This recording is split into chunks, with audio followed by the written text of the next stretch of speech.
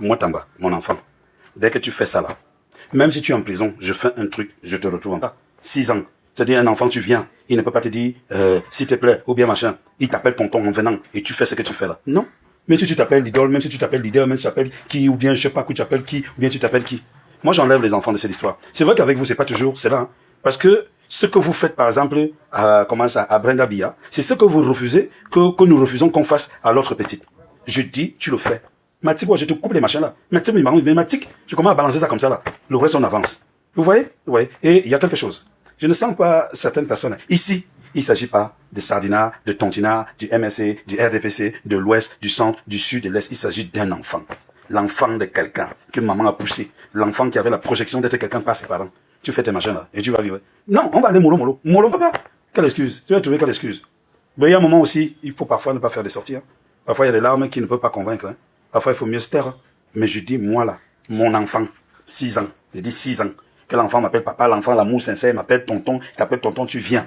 Et tu fais ça là. Non, et même si tu es comme le buffle, je vais trouver l'astuce. Je te jure.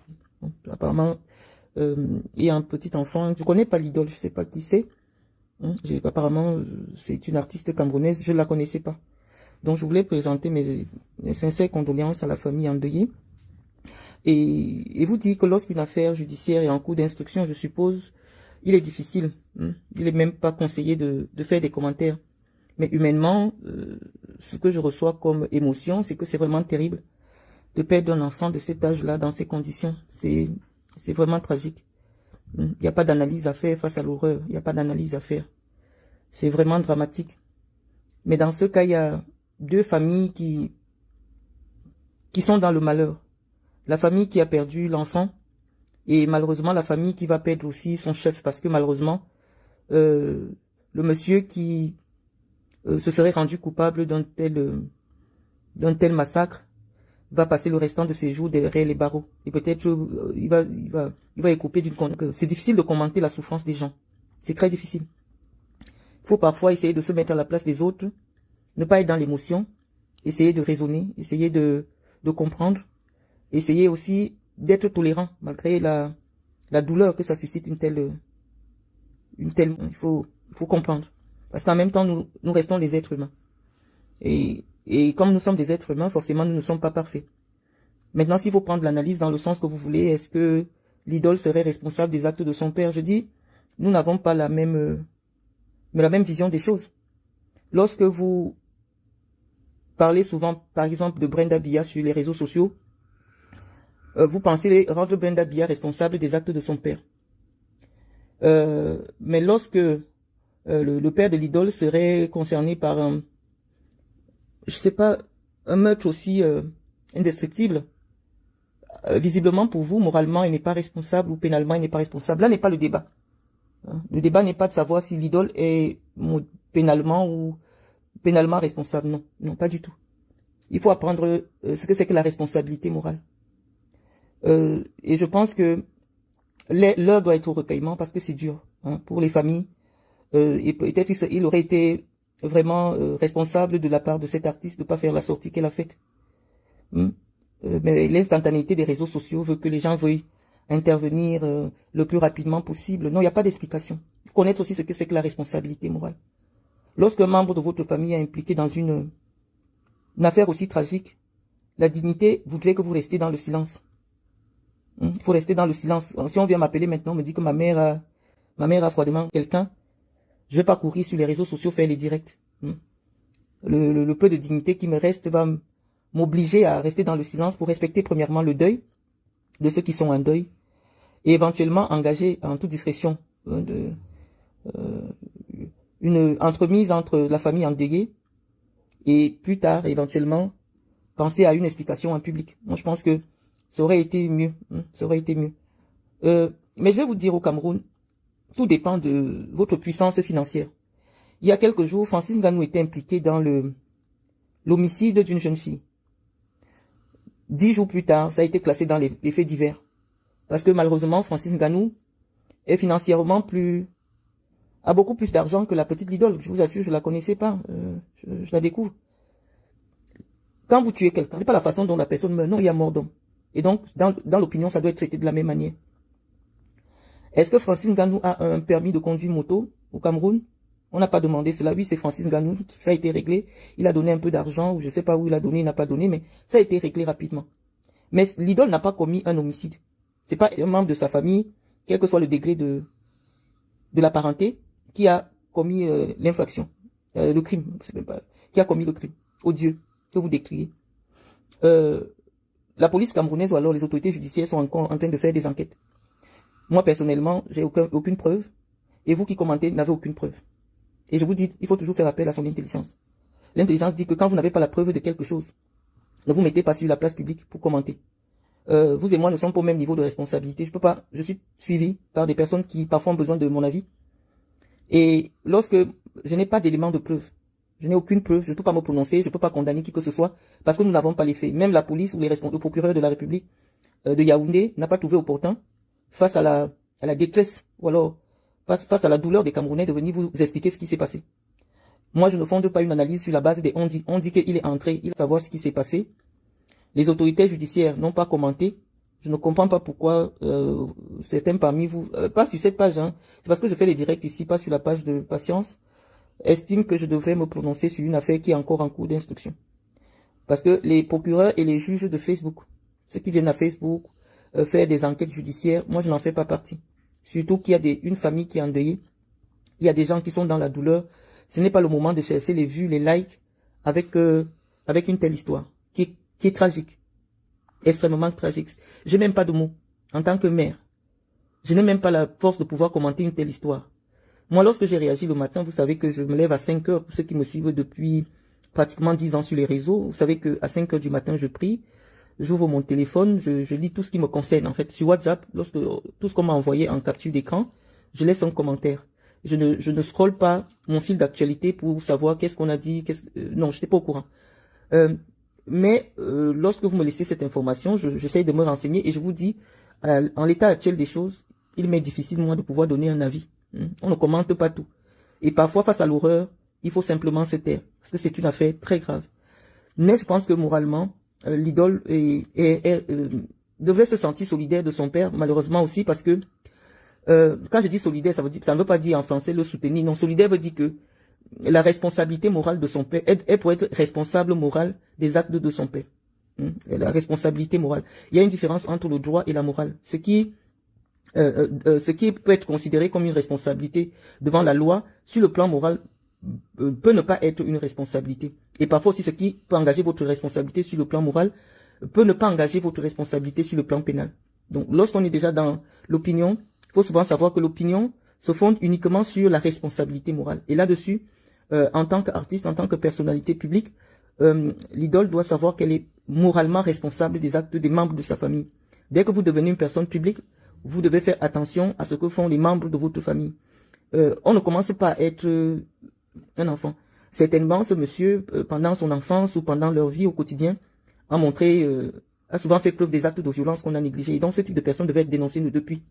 Mais est-ce que dans notre pays, on a déjà mis en place des institutions en charge de la protection de l'enfance? Je ne pense pas, parce que j'ai souvent dit quelque chose à ce sujet. Peut-être que l'idole a été un enfant qui a subi la violence des parents, mais l'État du Cameroun ne fait rien pour protéger l'enfance. Je vous assure que j'ai peut-être écouté une vidéo qu'elle avait faite pour condamner l'enseignante, le meurtre d'une jeune enseignante à Douala, et condamner les violences faites aux femmes. Peut-être que elle n'a pas poussé le bouchon loin pour dire qu'elle a été victime de violences dans son enfance. Mais parce que notre pays ne protège pas l'enfance, parfois des enfants subissent des violences à l'intérieur des foyers, mais ces enfants n'ont pas d'interlocuteurs. Et donc peut-être l'idole même est une victime de violence. Parce que je l'ai vu pleurer dans le cadre de cette interview que j'ai regardée. Ça veut dire qu'elle-même ressent la douleur de la violence qui a été exercée sur elle. Mais elle devrait savoir qu'elle est moralement solidaire des actes des membres de sa famille. Et se retirer un tout petit peu pour respecter le deuil de la famille endeuillée. Donc je vous vois dans un débat de concert ou pas non. Par respect pour le deuil, d'abord son propre deuil. Son père va aller en prison. Je ne vois pas une artiste en train de prester pendant que son père est dans les cellules. Ça n'a pas de sens.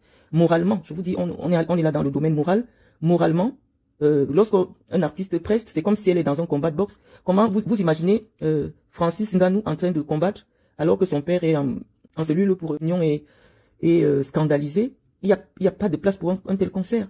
Donc je veux dire intelligemment, elle devrait annuler le concert, parce que moralement, ça n'a pas de sens. L'argent ne résout pas tout, puisque je vois certains parmi vous qui pensent qu'elle devrait faire ce concert pour réunir l'argent et donner à la famille. Non, l'argent ne peut pas remplacer une vie humaine. Je pense que elle doit laisser cette famille faire son deuil dans la dignité.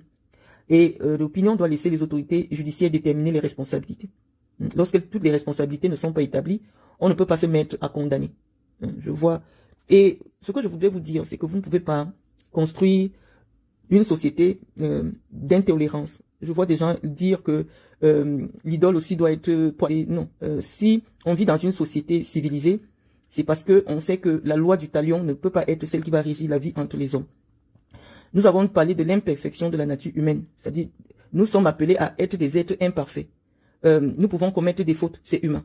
Même quand quelqu'un, la société s'arrange, quand on le jette en prison, à lui faire comprendre sa faute, mais à lui permettre aussi d'être réinséré plus tard dans la société, lorsqu'il a payé sa faute. La vie est terrible, la fatalité de la vie, c'est-à-dire que nul ne choisit son destin. Si ça se trouve, le père de l'idole subit son destin. Les maladies mentales sont souvent négligées dans nos sociétés africaines. Voilà un papa qui a pris sur lui de soutenir la carrière de son enfant. Trop de pression, il a à quelques jours d'un concert inédit pour son enfant, la pression, le stress, peut-être qu'il est victime d'une maladie mentale, de la schizophrénie. Les gens qui sont schizophrènes, parfois entendent des voix ou alors d'une possession démoniaque. Lorsqu'on n'a pas le résultat de toutes les expertises, parce que si ça se trouve, il s'agit simplement d'un acte malheureux de quelqu'un qui est en pleine démence. Et dans ces cas, généralement, les tribunaux, lorsque la démence est établie, envoient le présumé crime. Parce que je pense que même en prison, ce type de personne, vu l'acte qui a été posé, non, sa place n'est pas en prison, sa place est dans un hôpital psychiatrique. Donc il est temps qu'en Afrique, les gens considèrent que la maladie mentale est une réalité. Je veux dire, les malades mentaux ne sont pas uniquement ceux qui sont assis dans les poubelles ou qui marchent nus. Il y a notre société aujourd'hui impose beaucoup de pression. Des gens souffrent de psychopathie et l'Africain consulte rarement un psychologue.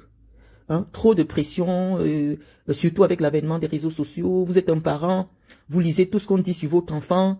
Peut-être tout peut partir sur la base d'un clash. Je vous dis que les gens arrivent à des extrémités sur les réseaux sociaux. Moi, j'ai vu la douleur dans laquelle ma propre maman était depuis qu'elle est en ce moment depuis quelques jours où je suis harcelé sur les réseaux sociaux.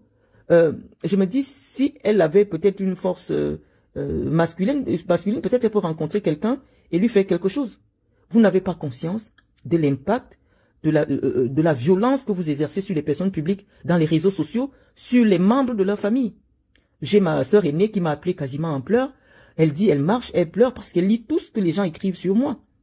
Et vous n'avez pas conscience. Vous avez simplement pris les réseaux sociaux comme un exutoire, des chiottes pour déverser toute votre souffrance psychologique sur des inconnus, simplement, ou alors sur les personnes connues, que vous connaissez qu'à travers les médias. Lorsque vous vous levez le matin, vous n'avez pas mangé, vous n'avez pas à boire, au lieu de demander à ceux qui dirigent votre pays d'améliorer vos conditions de vie, ah non, vous cliquez, malin et vous tout. Puis, vous venez déverser toute votre frustration à une personne qui vit à 10 000 km de vous. Parce que après ça vous soulage. Mais lorsque vous venez déverser toute cette poubelle mentale sur les gens, vous n'avez pas conscience de l'impact de tout ça sur ces personnes. Surtout ceux qui ne sont pas préparés. Voilà un papa, il ne s'attendait pas à ce que son enfant devienne une célébrité. Lui aussi, il a un téléphone. Il lit tout et n'importe quoi, tout ce qu'on dit. Ça le met en stress, ça le met en pression. Est-ce qu'on a déterminé qu'est-ce qui a été à l'origine de la bagarre et a abouti à ce qui s'est passé? Peut-être c'était une mauvaise parole. Lorsque vous êtes le parent d'une star, tout le monde pense qu'il a le droit de vous dire n'importe quoi dans la place publique. Et malheureusement, nos parents, à nous, ne sont pas préparés à recevoir d'un coup ce boom de violence et de critique.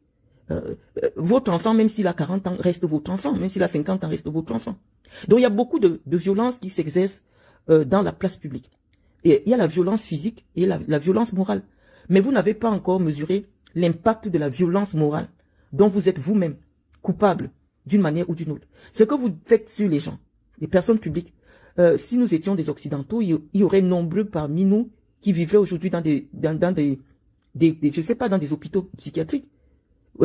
Ayez un peu de la mesure, observez ce qui se passe ailleurs. Lorsque vous n'aimez pas une célébrité, n'allez pas vous installer sur sa page pour déverser toute votre frustration. Généralement, les fans de quelqu'un sont les personnes qui l'estiment, qui soutiennent son œuvre. Les haters aussi existent, oui, mais on dit on peut être haters et rester humain. Hein.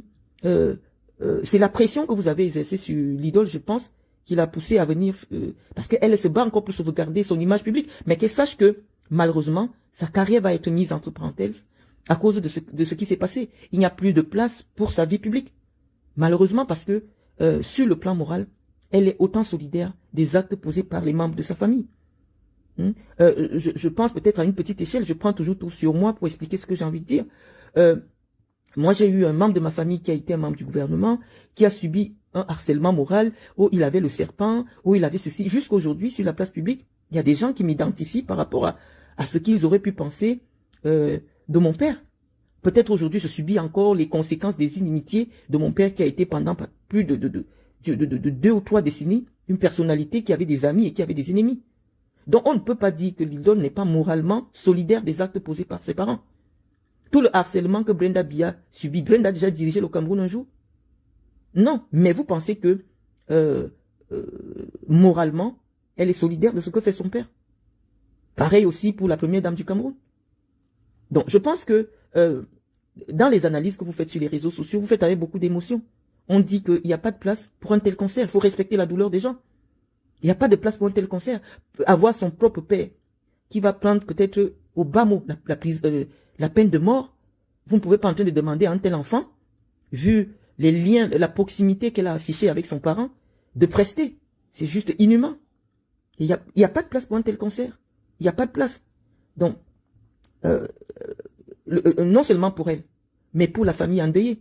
Les gens sont avec leurs cadavres et vous êtes sur la scène pour danser, pour réunir l'argent. Moralement, ça n'a pas de place.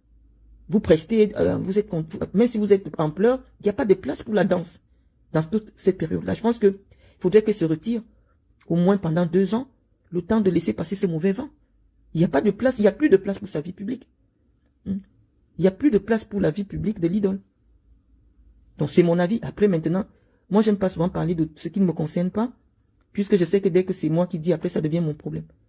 Donc, lorsque je partage que ce qui me concerne, ne venez pas m'écrire, oui, nous sommes en deuil, surtout que je n'étais pas au courant.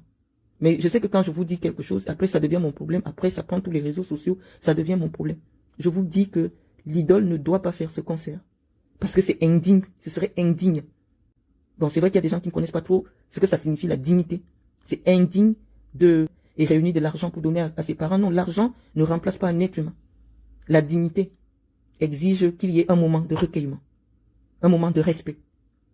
Et peut-être, pour tous ceux qui sont indignés par ce qui s'est passé, il est peut-être temps que vous organisiez une marche silencieuse, habillée en blanc, pour dénoncer non seulement ce crime crapuleux, mais les violences qui sont faites sur les enfants au Cameroun, pendant que l'État camerounais ne prend aucune disposition pour protéger les enfants contre la violence des parents.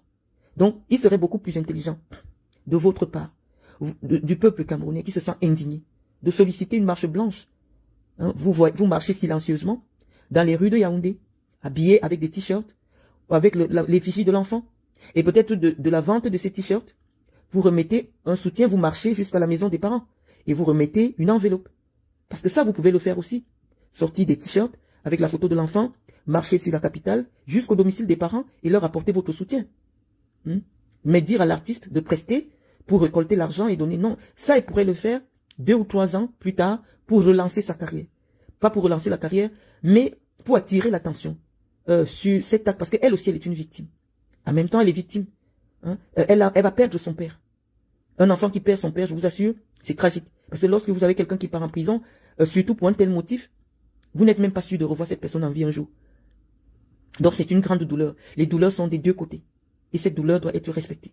Et donc, la jeunesse camerounaise doit se mobiliser, solliciter auprès des autorités une marche silencieuse, habillée en blanc, avec la photo de l'enfant, et peut-être la commercialisation de ces maillots ou de ces t-shirts, vous remettez une contribution aux parents. Je pense que c'est ma petite contribution intellectuelle matinale que je vous laisse, parce que j'ai constaté que, malheureusement, moi, j'étais pas au courant de l'information. Et vous êtes venu me la mettre dans les commentaires, à ma réaction à Patrick Bala qui continue à me taguer dans ses commentaires. Donc, je suis vraiment désolé. Je suis une personne qui respecte la douleur des gens. Je n'étais pas au courant.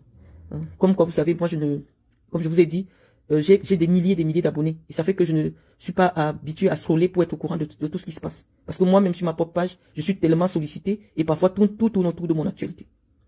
Donc, comme je l'ai dit à l'entame de mon propos, mes sincères condoléances à la famille du petit Matisse. Beaucoup de courage aussi à la famille de l'idole, parce que l'idole, parce que oui, avoir membre de sa famille, être identifié désormais comme la fille